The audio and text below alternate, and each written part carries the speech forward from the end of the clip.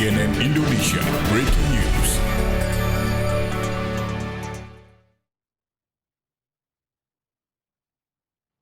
Menyampaikan hal-hal yang berkaitan telah dilaksanakannya kegiatan unjuk rasa yang dilaksanakan sejumlah elemen masyarakat yang sebelumnya kita juga sempat dikirimi surat pemberitahuan. Jadi surat pemberitahuan tercatat dari Gerakan Nasional Pendukung Fatwa MUI, di mana penanggung jawab adalah Bapak Kiai Haji Bahtiar Nasir, kemudian tercatat juga Kiai Haji Misbahul Anam, dan juga ada dari unsur ulama lainnya yang tentunya tidak dapat kami sebutkan satu persatu. Kita tahu bahwa sejak kemarin pada pukul 10 masyarakat sudah kita lihat sangat antusias untuk berkumpul bersama, dan bahkan H-1 sudah ada yang dari daerah datang ke Masjid Istiqlal dengan berbondong-bondong dan mendahului kegiatan sholat Jumat pada hari Jumat kemarin. Kita tahu bahwa sebagian besar masyarakat ada yang sholat Jumat di Masjid Istiqlal, dan juga tentu ada yang langsung ke lokasi tempat pelaksanaan unjuk rasa, mulai dari Patung Kuda, kemudian Jalan Merdeka Barat menuju ke arah depan istana. Dalam proses pelaksanaan unjuk rasa damai, di mana kita tahu bahwa kepolisian dengan dibantu dari unsur TNI berupaya mengembangkan pola pengamanan yang dilandaskan kepada upaya-upaya persuasif dan upaya preventif. Itu yang dikedepankan. Dan bahkan dalam kebijakan pimpinan Polri, Bapak Kapolri, bahwa pelaksanaan unjuk rasa tidak diperkenankan untuk menggunakan senjata api. Dan itu konsisten kita lakukan tadi malam, dan kita tahu bahwa proses dinamika sudah mulai terjadi dari, saya katakan dari pagi, siang, sampai dengan sore, di mana sejumlah elemen masyarakat bukan saja dari organisasi-organisasi yang ada, tetapi sejumlah elemen pemuda yang juga kami lihat ikut berbaur jadi satu. Nah, dalam hal ini proses unjuk rasa sebenarnya sudah bagus ya awalnya. Sudah terjalin komitmen di antara kita untuk membangun unjuk rasa yang damai. Unjuk rasa yang menghormati hukum, menghormati hak-hak orang lain, menjaga ketertiban, tidak boleh melakukan hal-hal yang dapat memecah persatuan bangsa, dan tentu mengindahkan nilai-nilai moral dan etik yang tentunya juga ini sudah kita sosialisasikan, kita sampaikan kepada publik. Menjelang siang menuju sore hari, upaya-upaya negosiasi terus dilakukan. Kalau kita lihat, ulama yang dikedepankan adalah Pak Kiai Haji Bahtiar Nasir, kemudian juga Pak Kiai Haji Misbahul Anam, dan Pak Ustadz Zaitun Rusmin, di mana intens berkomunikasi dengan kita, dan kita juga berusaha untuk menyalurkan, mempertemukan dengan perwakilan dari pemerintah. Dalam hal ini sudah mendapatkan tugas dari Bapak Presiden, yaitu pada waktu itu Bapak Menko Polhukam, ada Pak Seskap, ada Bapak Mensesnek, ada Menteri Agama, dan tentunya ada Pak Kapolri dan Bapak Panglima TNI juga hadir. Namun demikian, proses selama berlangsung negosiasi ini terlihat adanya keinginan dari perwakilan sesuai dengan aspirasi, katanya bertemu dengan Bapak Presiden. Kita tahu Bapak Presiden sedang ada tugas keluar mengunjungi kegiatan-kegiatan pembangunan yang dilaksanakan.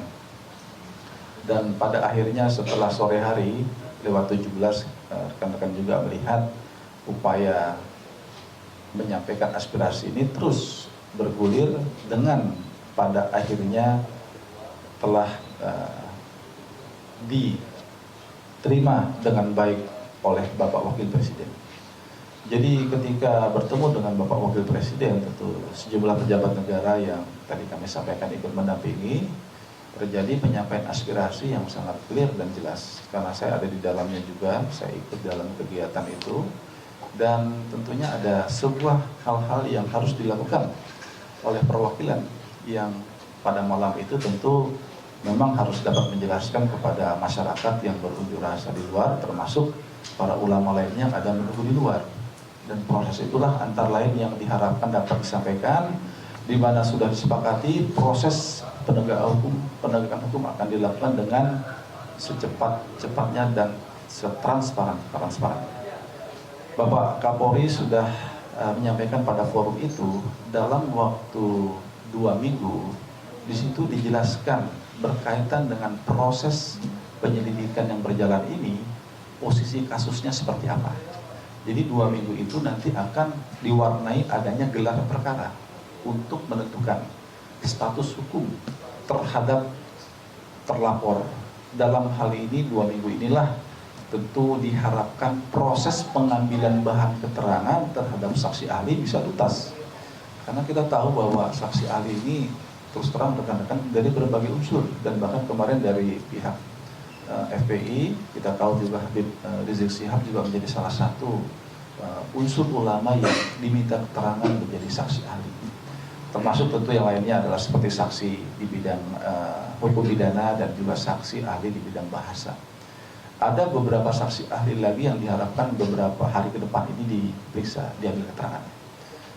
Ada sejumlah nama yang mudah-mudahan tidak ada hambatan, ini bisa diambil keterangan sekitar 2 dan 3. Demikian juga termasuk adanya rencana meminta bahan keterangan juga lebih lanjut terhadap Saudara Basuki Cahayapurnama yang dipanggil pada hari Senin yang akan datang. Jadi hari Senin, kemudian para saksi ahli yang berikutnya itu kalau nggak salah ada hari Rabu, hari Selasa dan Rabu. Setelah itu nanti akan ada proses yang dalam 2 minggu itu gelar perkara yang juga awalnya sudah akan disampaikan. Oleh karena itu tentu sambil menunggu proses ini adalah kita berharap semua masyarakat harus sebagai konsekuensi negara yang berdasarkan hukum, tentu kita harus sama-sama membangun sebuah kesadaran hukum bahwa ini adalah mekanisme yang selama ini standar dilakukan oleh kepolisian. Selama ini mungkin tidak begitu clear, tetapi karena ini menjadi perhatian masyarakat, menjadi perhatian publik, kita harus sampaikan. Ini mekanisme baku sebenarnya yang diatur dalam suatu peraturan Kapolri berkaitan dengan manajemen penyidikan. Jadi oleh karena itu dalam 2 minggu ini kita harapkan bisa diselesaikan. Kemudian hal-hal lain setelah kita lihat dinamika yang terjadi, setelah dimana kita selesai keluar hasil pertemuan dengan Bapak Wapres setelah maghrib itu. Jadi mungkin 18 lewat sedikit, 18 lewat 5, 18 lewat 10. Dan tentu ini proses penyampaian. Sebenarnya unjuk rasa itu sudah disepakati pukul 18 harus kita bisa selesai. Karena biar bagaimanapun unjuk rasa adalah di negara kita harus kita akui sebagai perbuatan yang diatur dalam hukum. Jadi unjuk rasa itu tidak bisa bebas yang sebebas-bebasnya tanpa ada aturan. Di negara kita lahir Undang-Undang 998 di era reformasi. Lahir undang-undang itu berkaitan bagaimana tata cara warga negara menggunakan hak konstitusi dalam menyampaikan pendapat di muka umum. Saya pikir ini kita sudah sekian belas tahun pasca reformasi, harusnya kualitas kesadaran kita dalam menyampaikan pendapat itu tambah lebih bagus. Tapi tentu kita tetap memberikan kesempatan kepada perwakilan untuk dapat menyampaikan, ada proses untuk dapat penyampaian kepada masyarakat untuk kembali dengan tertib. Kita tahu bahwa setelah pukul 18 itu, setelah maghrib dan setelah sholat isya, di mana ada yang melakukan sholat berjamaah di lapangan, kemudian ada terjadi dinamika yang tidak kita harapkan sebenarnya. Jadi salah satu bentuk-bentuk kekerasan mulai menjelang dilakukan pembubaran itu adalah seperti ini kira-kira. Coba ini bisa di-shoot, lihat. Ini petugas yang di Merdeka Barat ya. Ini seorang laki-laki yang, ini salah satu contoh saja seorang laki-laki. Tapi tidak satu orang ini yang melakukan penyerangan dengan bambu runcing seperti ini ya. Ini ada botol, ada segala batu dilempar kepada petugas. Termasuk apa? Ada benda-benda yang terlarang lainnya. Yang ini sebenarnya kita minta untuk tidak dilakukan. unjuk rasa damai itu tidak boleh melarang. Sudah ada maklumat Kapolda Metro Jaya, sudah ada himbauan Mabes Polri bahwa dalam penyelenggaraan unjuk rasa itu tidak boleh membawa barang-barang yang membahayakan masyarakat lainnya. Ini adalah hal-hal yang contoh kecil, momen yang memprovokasi yang dilakukan terus-menerus. Jadi bukan apakah ini bagian dari unjuk rasa yang disampaikan ulama atau elemen-elemen lain yang memang dengan sengaja datang untuk menciptakan kerusuhan. Kami sangat menyesalkan itu terjadi. Jadi kita tidak ingin, sebenarnya kita menghormati para warga masyarakat yang berunjuk rasa, kita kawal dengan baik, dengan pendekatan kultural, bahkan demikian juga upaya-upaya persuasif kita dengan ada mengedepankan para poluan kita. Tetapi ternyata tentu niatnya bukan unjuk rasa, niatnya ingin menyerang petugas. Ini eskalasinya tidak semakin bagus ketika barikadenya tambah lagi dirusak. Lihat security barrier kita itu dirusak. Mereka ingin terobos, mereka ingin mungkin masuk mendekat ke istana dan sebagainya. Ini tidak dibenarkan. Jadi sekali lagi, perbuatan unjuk rasa adalah perbuatan diatur dalam undang-undang. Jadi perbuatan hukum sebenarnya unjuk rasa itu. Jadi unjuk rasa itu bukan perbuatan semau-maunya. Ini bagian daripada pendidikan kepada masyarakat kita, pendidikan hukum, pendidikan budaya dalam berunjuk rasa yang tentunya harus kita clearkan. Oleh karena itu, dengan kondisi yang berkembang dinamika seperti ini, akhirnya diputuskan untuk langkah-langkah pembubaran. Jadi lewat dari pukul 19, kurang lebih 19.30 ya, itu sudah mulai dilakukan upaya pembubaran dengan menembakkan gas air mata. Menembakkan gas air mata seperti suara ledakan senjata.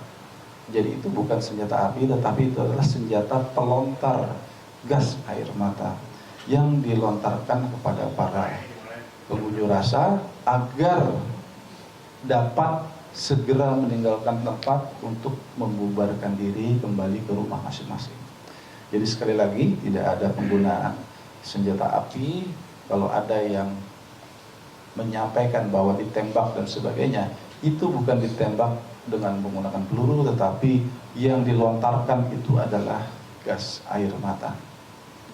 Oleh karena itu, dengan adanya pelontaran gas air mata ini tentu terjadi beberapa hal, utama adalah berusaha masyarakat untuk menjauh, berusaha bahkan ada yang melakukan perlawanan juga dengan cara-cara, contohnya dengan alat-alat yang ada, dan tentunya ini menimbulkan suasana yang tentunya semakin bisa saja masyarakat itu dengan kondisi itu ada sedikit desak-desakan dan sebagainya. Sehingga tentu kondisi ini beberapa saat alhamdulillah berhasil dikendalikan oleh petugas. Namun yang tidak diharapkan adalah terjadinya proses pembakaran kendaraan-kendaraan petugas. Jadi pembakaran petugas itu tercatat ada 3 kendaraan yang dibakar dan selebihnya itu ada 18 itu rusak ya, dilempar batu dan sebagainya. Artinya dilakukan pengrusakan. Ini adalah kendaraan-kendaraan dinas negara yang dibeli oleh uang rakyat juga ya. Jadi ini bukan uang yang dibeli dari uang pribadi, tapi uang rakyat Indonesia untuk membekali para petugas untuk berdinas. Beberapa hal yang dibakar adalah contohnya seperti ini ya. Ini adalah contoh-contoh pembakaran. Contoh-contoh yang dirusak ada kendaraan TNI juga ya. Itu ini jenis sedan X-Trail ya. Ini adalah yang di TKP ya, yang berhasil kita himpun ya. Kemudian juga kendaraan juga ini juga kena pelemparan. Kemudian ada juga tindakan-tindakan yang mengakibatkan luka-luka petugas kita itu. Anggota kita yang terluka ini ada 8 ya, 8 semuanya. Anggota Polri dan TNI. Ini contoh yang bagaimana dahsyatnya itu serangan-serangan dari para pengunjuk rasa yang anarkis itu ya. Ini juga petugas yang bagian wajahnya hampir hancur itu, wajahnya sebelah kanan ini, yang diselamatkan oleh rekan-rekannya. Jadi ini sangat disayangkan sekali kegiatan-kegiatan ini berakhir dengan.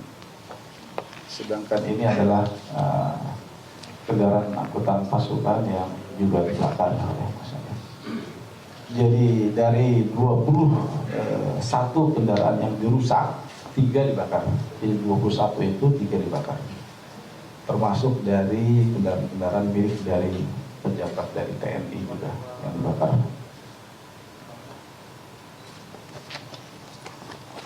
Inilah contoh-contoh hal-hal yang tentu sangat disayangkan dalam proses unjuk rasa yang tadinya inginnya damai, tapi ternyata dilaksanakan dengan cara-cara yang demikian. Pada kesempatan tadi malam juga ada saat ini yang masih diperiksa, yang kita duga terkait sebagai provokator. Jumlahnya ada 10 yang masih diperiksa hari ini. Jadi usianya ada yang 16 tahun, 38 tahun, 20 tahun, 21 tahun, 17 tahun, 25 tahun, 24 tahun. Mereka berlatar belakang dari orang-orang yang ada dari daerah ya, saya lihat. Jadi ada dari NTB ya, jadi ada dari juga luar Jakarta, di berbagai daerah di Pulau Jawa yang sepertinya bisa jadi mereka adalah juga pendatang yang bersama-sama hadir di tempat unjuk rasa kemarin. Jadi mereka masih diambil keterangan hari ini. Jadi masih keterangan, status hukumnya nanti dilihat 1x24 jam apakah ada unsur pidana kepada mereka atau tidak. Kita berterima kasih juga tentu di samping itu kepada seluruh alim ulama yang telah berusaha untuk meredam. Jadi kami lihat ada kelompok yang memang ingin damai. Tetapi inilah bukti bahwa ada kelompok yang ingin rusuh. Jadi kalau orang ingin damai itu tidak mungkin yang bersangkutan antara lain melakukan aksi-aksi seperti ini. Dan ini kan bajunya juga sudah kelihatan apakah ini kaitan dari kelompok-kelompok ulama atau tidak dan sebagainya. Ini bisa dilihat sendiri oleh publik. Mungkin rekan-rekan juga punya rekaman dari hasil pemantauan kemarin dan sebagainya. Jadi sekali lagi tidak ada tembakan yang diberikan oleh petugas, yang adalah pelontaran gas air mata. Ada yang memang dirawat di Rumah Sakit Budi Kemuliaan, tercatat ada 160 itu karena kaitan masalah gas air mata. Gas air mata itu sangat sering, saya juga tidak kuat menahan itu ya, jadi wajar itu ya untuk dirawat, tetapi rawat jalan. Demikian juga dari anggota kepolisian, tidak kurang dari yang tadi luka-luka itu, total itu ada 100 ya, dirawat. Jadi ada 79 anggota, itu ada yang di luar rawat inap itu yang tadi saya sampaikan, ada rawat jalan ya. Kemudian juga di RSPAD ada 2 juga anggota kita, kemudian juga dari TNI ada 5, dan ada petugas damkar juga ada 1.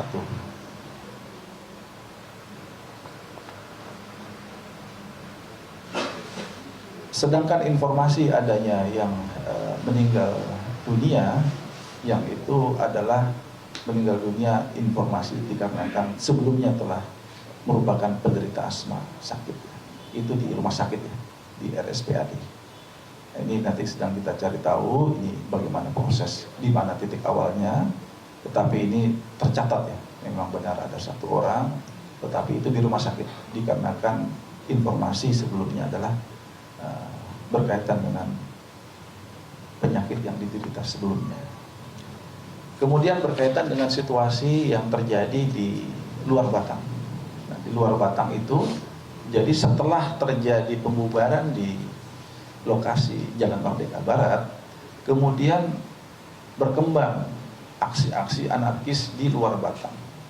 Antara lain melakukan penjarahan, di mana penjarahan itu ada sebuah minimarket ya, ini Alfamart yang dijarah ya, dan mereka tidak bagian daripada pengunjuk rasa yang di Jalan Merdeka Barat atau di depan Monas atau di depan Istana.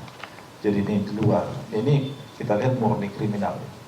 Jadi dari peristiwa ini hari ini masih diperiksa ada 15. 15. Apakah nanti jadi tersangka semua, kita lihat hasil pemeriksaan. Jadi yang jelas ini murni kriminal, ingin memanfaatkan situasi dengan melakukan berusaha untuk menjaga. Tapi untung satuan kita, Polri dan TNI yang ada di sana berhasil meredam semua, tidak menjalar kemana-mana. Walaupun aksi mereka mengganggu, sangat mengganggu para pelintas jalan yang mereka ingin mengganggu juga. Ada yang ingin berusaha merusak kendaraan yang lewat dan sebagainya. Tapi berhasil diselesaikan oleh petugas kita di sana. Jadinya ada 15 yang saat ini status hukumnya menunggu 1 kali 24 jam untuk didengar keterangan. Kemudian kita tahu bahwa dinamika yang terjadi di kantor DPR RI, kita tentu telah menjelaskan tidak dibenarkan untuk masyarakat bermalam di kantor DPR RI, dan alhamdulillah sudah ada pertemuan dengan unsur pimpinan. Tadi malam semua aspirasi sudah diterima, kami dengar itu sampai dini hari baru selesai. Pukul 3:30 dan petugas kita di sana juga sama-sama menjaga, dan kita terima kasih tadi malam setelah diterima oleh unsur pimpinan, antara lain ada Ketua MPR RI, ada unsur dari Komisi 3 DPR RI yang artinya sudah menyerap informasi yang ingin mereka sampaikan. Termasuk juga di sana hadir adalah para kiai yang juga melaksanakan pertemuan dengan Bapak Wakil Presiden. Kami lihat tercatat juga ikut hadir di gedung DPR RI untuk menyampaikan bersama dengan perwakilan lainnya. Itu sudah diterima. Jadi proses penyampaian aspirasi tentunya sudah diberikan peluang-peluang. Tidak ada yang ditutup-tutupi. Tidak ada saluran yang dihalang-halangi. Semua berjalan. Cuma memang dalam proses unjuk rasa ini tentu dengan pelibatan masyarakat yang sedemikian besar, ini menjadi riskan dengan adanya agenda-agenda lain, tujuan-tujuan yang seperti tadi kami pertunjukkan, yang tentunya jauh dari sekedar ingin menyampaikan aspirasi, tapi yang ada adalah ingin melakukan aksi-aksi destruktif. Hal ini terus kita selalu wanti-wanti, bukan mengada-ada. Jadi dalam setiap momen unjuk rasa itu selalu ada hal-hal yang seperti ini. Jadi kepada semua lapisan masyarakat, apabila ada himbauan kepolisian, itu bukan berarti kita menuduh, menduga-duga, tapi semua kita berdasarkan pengalaman. Di era reformasi ini tentu kegiatan unjuk rasa ini adalah bagian dari hal yang lumrah dan biasa, dan itu sudah kita laksanakan dengan cara melakukan pengamanan. Jadi pendekatan pelayanan dalam pengawalan kegiatan unjuk rasa. Yang terpenting hak dan kewajiban warga masyarakat inilah yang harus kita jaga. Jadi jangan sampai menganggap bahwa kebebasan itu adalah bebas yang sebebas-bebasnya, bebas yang tanpa batas. Tentu tidak demikian makna daripada negara demokrasi itu. Demokrasi tetap mengindahkan nilai-nilai hukum, nilai-nilai adat budaya bangsa yang tentu harus kita perhatikan bersama. Yang tidak mungkin setiap orang itu dapat melakukan aksi tanpa memperhatikan nilai-nilai hukum, nilai-nilai moral dan etika yang tentunya ini bisa menjadi presiden buruk bagi peradaban bangsa kita. Itu rekan-rekan, kira-kira hari ini saya ajak Pak Awi juga dari Polda Metro Jaya biar kita satu suara ya. Artinya apa yang dijelaskan oleh Pak Awi nanti tidak lepas dari apa yang kita jelaskan kepada rekan-rekan. Jadi tentu kita berharap kepada masyarakat tetap tenang, aktivitas seperti biasa, normal. Kemudian kepada para mereka yang ingin berniat anarkis, destruktif, hentikan niat itu. Hentikan niat itu. Karena nanti tentu akan kembali, istilahnya itu akan terjadinya hal-hal yang tidak baik bagi pendidikan, bagi masyarakat kita.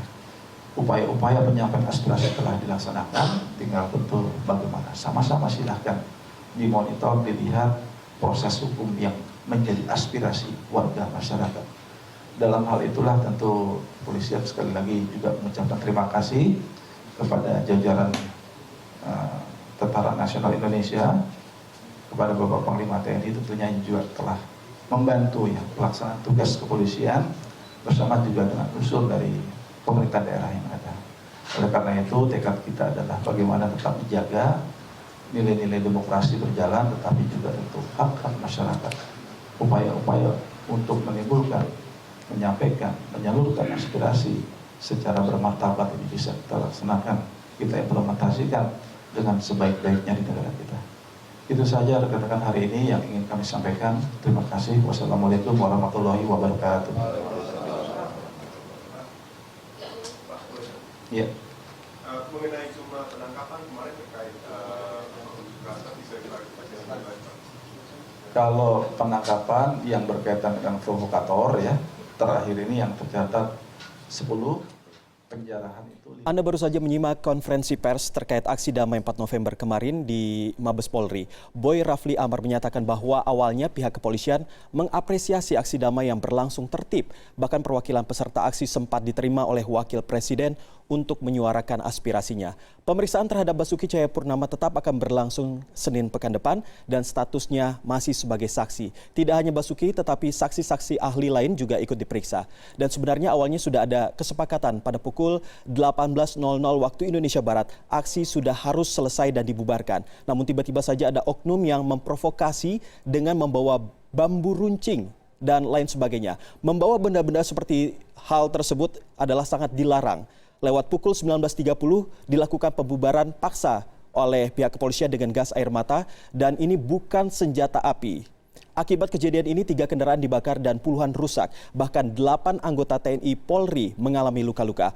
Ada 10 orang yang diperiksa terkait kejadian ini, semua berumur masih muda, di bawah 30 tahun, ada yang berumur 18 tahun, bahkan ada yang berumur 20-an tahun, dan berasal dari berbagai daerah di Indonesia. Boy juga mengucapkan terima kasih kepada alim ulama yang memang terlihat sangat menginginkan kedamaian. Sementara lebih dari 100 orang peserta aksi yang terkena gas air mata. Dan Boy tetap juga meminta agar masyarakat untuk tetap tenang begitu. Dan informasi ada yang meninggal dunia memang benar, ada 1 orang namun terkait dengan penyakit asma yang memang sudah dideritanya.